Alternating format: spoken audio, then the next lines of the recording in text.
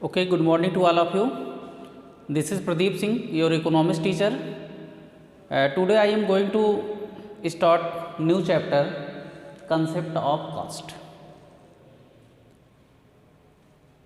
First, I would like tell you what are the meanings of cost. Cost is the total expenditure incurred in production of a commodity. Means cost is the total expenditure incurred in the producing of commodity. Means cost is the total expenditure, cost is the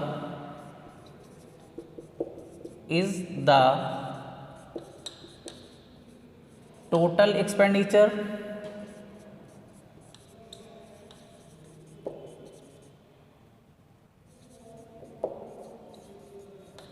incurred in the producing commodity, in producing commodity. तो ये आपकी है cost की definition. Cost is the total expenditure incurred in producing commodity, या you can say cost is the total expenditure inquired in producing commodity. या आप कह सकते हैं प्रोड्यूसिंग आ कमोडिटी. किसी भी कमोडिटी जैसे उसमें हम प्रोड्यूस करते हैं, प्रोड्यूसिंग आ कमोडिटी, किसी भी कमोडिटी को हम प्रोड्यूस करते हैं, उसके प्रोडक्शन में जैसे उसको प्रोड्यूस करने में जो हमारी टोटल इनपुट होता है उसको हम लोग कॉस्ट कहते हैं. तो इसमें आप देखेंगे किसी भी जैसे सपोज दैट हम किसी भी गुड्स का प्रोडक्शन करते हैं, ये आप कह सकते हैं इकोनॉमिक्स जो होता है, इकोनॉमिक्स हम यूज़ कर सकते हैं. कॉस्ट इज द इसमें कह सकते हैं जैसे इसमें cost is the total sum of implicit and explicit cost. तो इसमें आपका जो टोटल कॉस्ट होता है, total cost equal to explicit cost, cost plus implicit cost. इन दोनों का जो सम होता है उसको हम लोग कहते हैं कॉस्ट. किसी भी कमोडिटी के प्रोडक्शन में आप देखते हैं, किसी भी कमोडिटी का अगर हम प्रोडक्शन करते हैं उसकी प्रोड्यूसिंग में आपके इम्प्लिसिट कॉस्ट और एक्सप्लिसिट कॉस्ट बोथ का जो सम होता है उसको हम लोग टोटल कॉस्ट कहते हैं. या कह सकते हैं cost is the total expenditure incurred producing a commodity, it is known as the cost. अब इसमें आपका फर्स्ट है जैसे आपका एक्सप्लिसिट कॉस्ट. अब इसमें आपका जो एक्चुअल मनी एक्सपेंडिचर होता है उसको हम लोग कहते हैं एक्सप्लिसिट कॉस्ट. अब इसमें आपका जो एक्चुअल मनी उसमें आप देखते हैं कि मनी प्रोड्यूसर होता है, या आप कह सकते हैं इनपुट, या कह सकते हैं इनपुट एंड पेमेंट आपका जो मेड होता है outsiders for hiring their factor services, this is known as the explicit cost.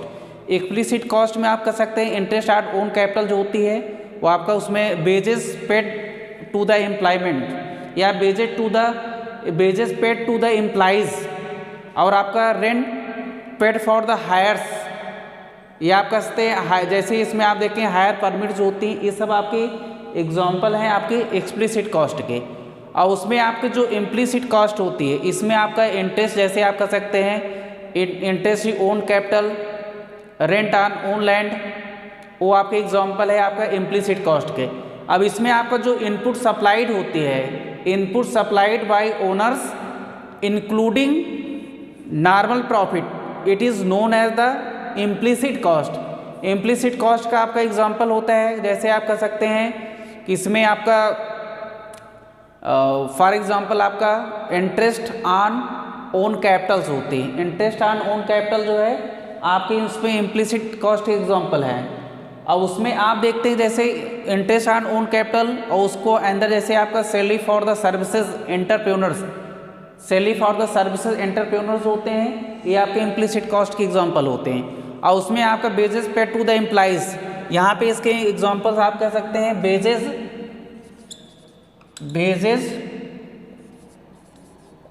Paid to the employees, इसका एग्जांपल है। और उसमें आपका जैसे एक्सप्लिसिट कॉस्ट में आप wages paid to the employees, wages to the employees या rent paid for the hire, आपका उसमें प्रीमिसेस होते हैं, आप उसमें रेंट कह सकते हैं, आपका rent paid for the hired premises, इसमें आपका rent for the hired premises जो एग्जांपल है आपका एक्सप्लिसिट कॉस्ट के एग्जांपल होते हैं। अब इसमें आपका कह सकते हैं payment for the raw materials, payment for the raw materials ये आपका एक्सप्लिसिट कॉस्ट का एग्जांपल है। Payment for the raw material, एक एग्जांपल है आपका एक्सप्लिसिट कॉस्ट। और उसमें हम लोग इम्प्लिसिट कॉस्ट की अगर बात करें तो इसमें इंटरेस्ट ऑन ओन कैपिटल, इसका आपका हो जाएगा इंटरेस्ट ऑन ओन कैपिटल, ये आपका एग्जांपल है इम्प्लिसिट कॉस्ट का। और उसमें आपका कह सकते हैं rent for the own land, rent for the own land, rent for the own land ये आपका इसमें इम्प्लिसिट कॉस्ट में आता है। और उसमें आप कह सकते हैं जैसे आपकी सच कॉस्ट होती है, कॉस्ट सेल्फ सप्लायर फैक्टर्स होते हैं, आप कह सकते हैं सेल्फ सप्लाई, उसमें जो आपकी सच टाइप्स की कॉस्ट होती हैं उसको हम लोग कह सकते हैं सेल्फ सप्लाइड फैक्टर्स होते हैं। इसमें आपका जैसे इंटरेस्ट ऑन ओन कैपिटल ये आपका सेल्फ सप्लाइड फैक्टर्स होते हैं, और उसमें आपका रेंट फॉर ओन लैंड जो होता है सेल्फ सप्लाइड फैक्टर्स होते हैं। अब इसमें आप देखते हैं कि जो कास्ट होती है, जैसे आप उसमें देखें इकोनॉमिक्स में included actual expenditure on input, तो उसमें हम लोग कह सकते हैं जो आपका एक्चुअल एक्सपेंडिचर ऑन इनपुट होता है उसको हम लोग कहते हैं explicit cost, means cost in economics includes actual expenditure. इसमें आप कह सकते हैं cost includes actual expenditure, sorry cost in economics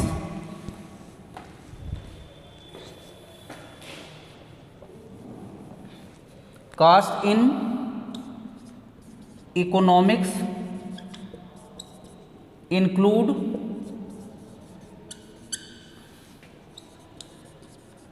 actual expenditure is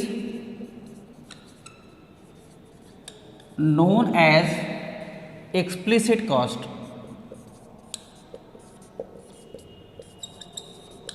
ये आपका एक्सप्लिसिट कॉस्ट है।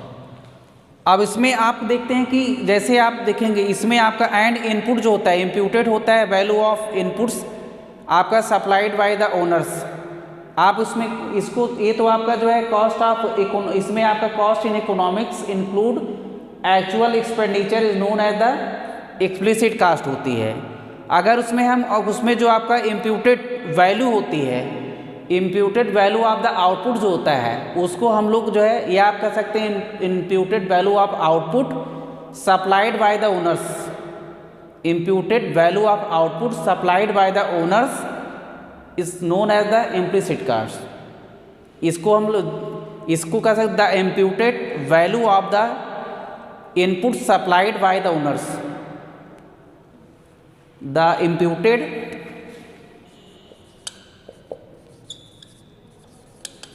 Value supplied by the owners, supplied by the owners is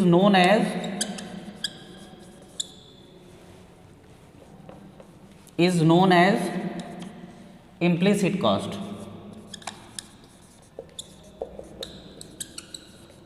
ये आपका इम्प्लिसिट कॉस्ट। अब इस पे एग्जाम्पल आपका जो है rent for the own land जो होगा, एग्जाम्पल में अगर हम देखेंगे आपका रेंट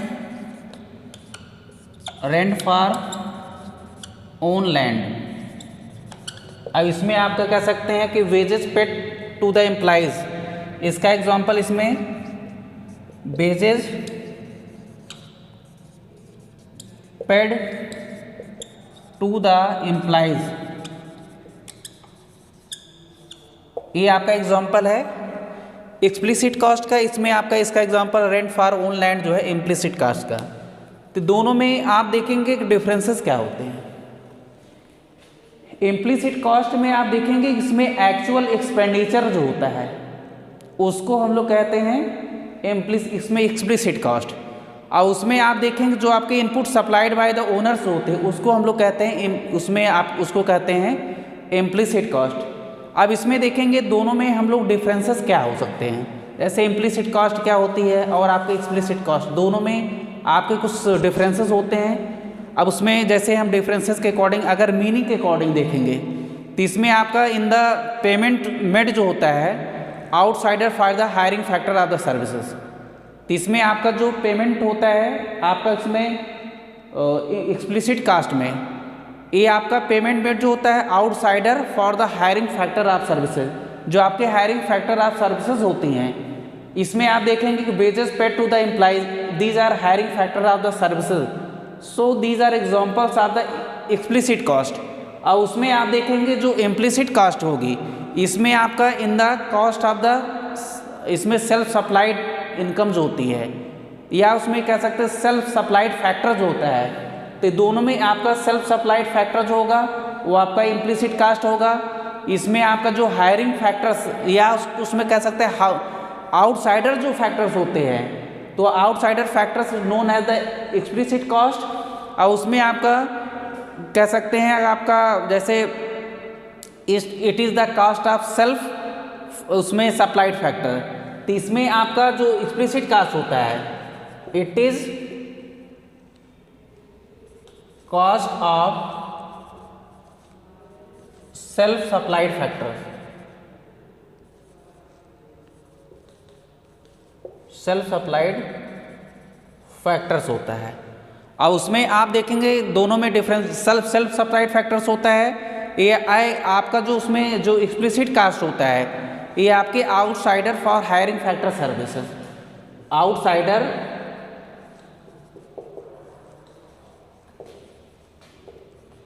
हायरिंग फैक्टर सर्विसेज, इसमें आपकी एक्सप्लिसिट कॉस्ट की कंडीशन में आपका जो है इसमें आपके जो आउटसाइडर्स होते हैं वो आपके हायर करते हैं फैक्टर सर्विसेज को, इसमें आपका सेल्फ सप्लाइड फैक्टर्स होता है इम्प्लिसिट कॉस्ट में। और उसमें नेक्स्ट अगर उसमें हम उसके मनी पेमेंट की बात करेंगे तो इसमें आपका एक्चुअल पेमेंट जो होता है इसमें आपका it is included actual payment या इसमें it is included actual expenditure, तो उसको हम लोग एक्सप्लिसिट कास्ट में आपका एक्चुअल एक्सपेंडिचर होता है।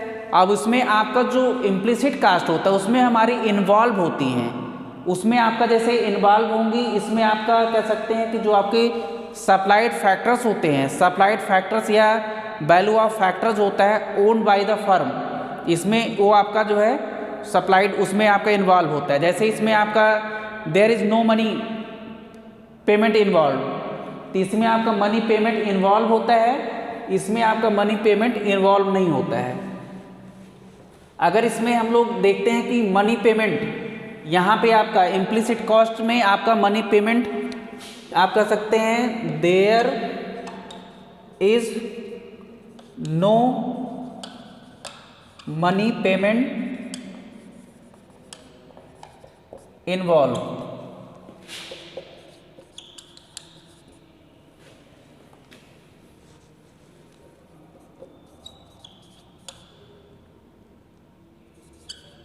इसमें आपका कोई मनी पेमेंट इन्वॉल्व नहीं होता है। और उसमें क्या होता है कि इसमें आपका जैसे इसके अकॉर्डिंग आप देखते हैं कि उसमें मनी पेमेंट आपका इन्वॉल्व होता है।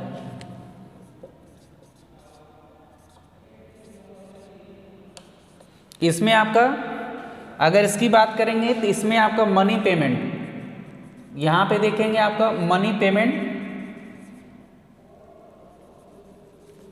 इन्वॉल्व होता है।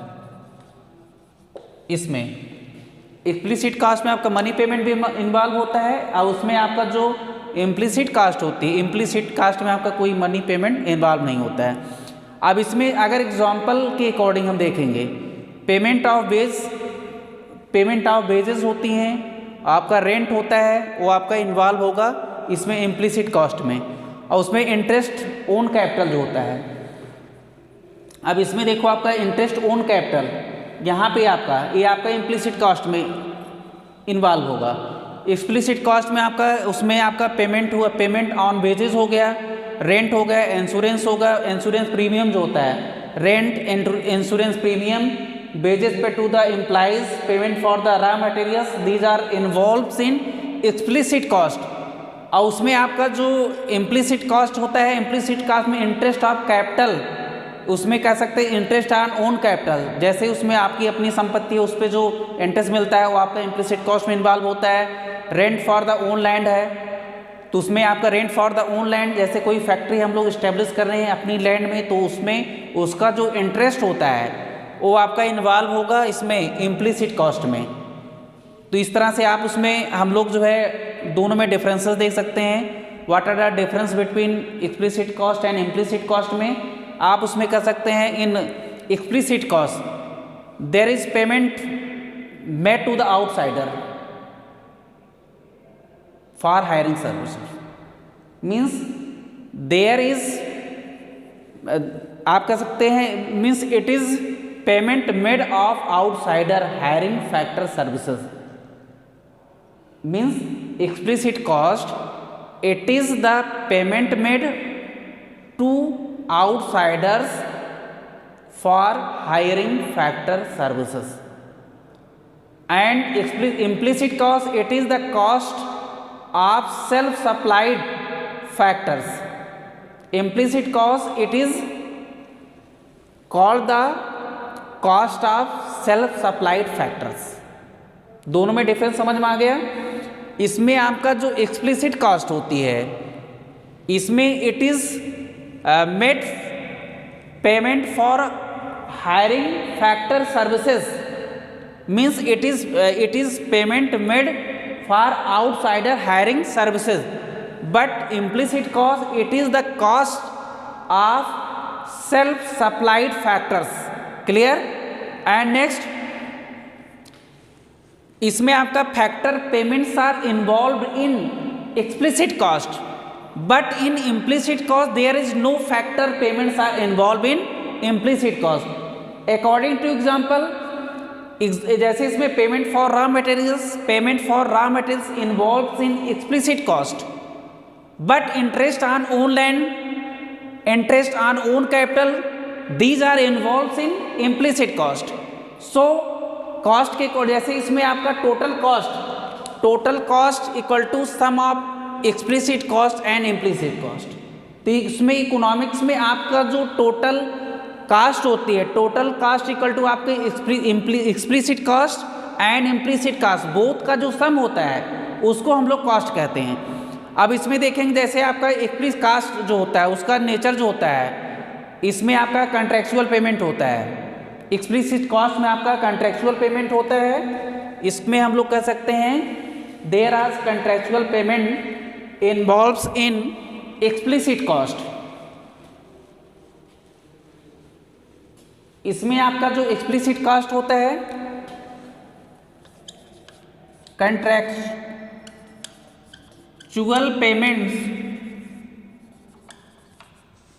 contractual payments involved in explicit cost। इसमें आपका कॉन्ट्रेक्चुअल पेमेंट होता है, बट अगर उसमें हम देखेंगे आपका जो इम्प्लिसिट कास्ट होती है, there is no contractual payment, there is no contractual payment involve इन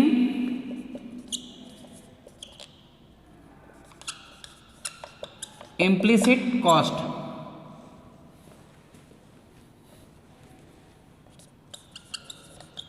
इसमें आपका कोई कंट्रेक्चुअल पेमेंट इन्वॉल्व नहीं होता है, बट आपका एक्सप्लिसिट कॉस्ट में आपका कंट्रेक्चुअल पेमेंट इन्वॉल्व होते हैं। अगर इसमें आपका normal profit is also treated in parts of the implicit cost, जैसे इसमें आपका नॉर्मल प्रॉफिट होता है, इसमें आपका इम्प्लिसिट कॉस्ट में आपका नॉर्मल प्रॉफिट इन्वॉल्व होता है, बट आपका जो एक्सप्लिसिट कॉस्ट होती है इसमें आपका नॉर्मल प्रॉफिट इन्वॉल्व नहीं होता है। अगर इसमें हम लोग जैसे इसमें देखेंगे आपका जो इसमें एंटरप्रेन्योर सर्विसेज होती है प्रोड्यूस बाय द ओनर्स, अगर इसमें कास्ट जो होती है इसमें because it is imputed by the entrepreneur services, इसमें आपके एंटरप्रेन्योर सर्विसेज होती है प्रोवाइडेड बाय द ओनर्स होते हैं। अब उसमें कह सकते हैं normal profit are treated as the part of implicit cost, तो इसमें आपका नॉर्मल प्रॉफिट जो होता है normal profit it is treated as the part of implicit cost, right. इसमें देखो आपका normal profit treated as part of implicit cost,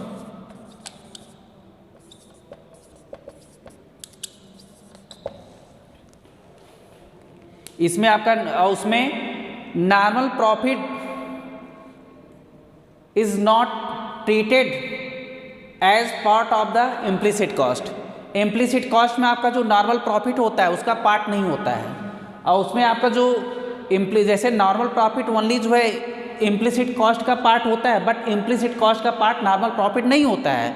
अब इसमें देखिए जैसे आपका इम्प्यूटेड वैल्यू, इसमें आपका कह सकते हैं कॉस्ट जो होती है cost it is imputed value of the entrepreneur services provided by the owners, जो आपकी कॉस्ट होती है cost is the imputed value of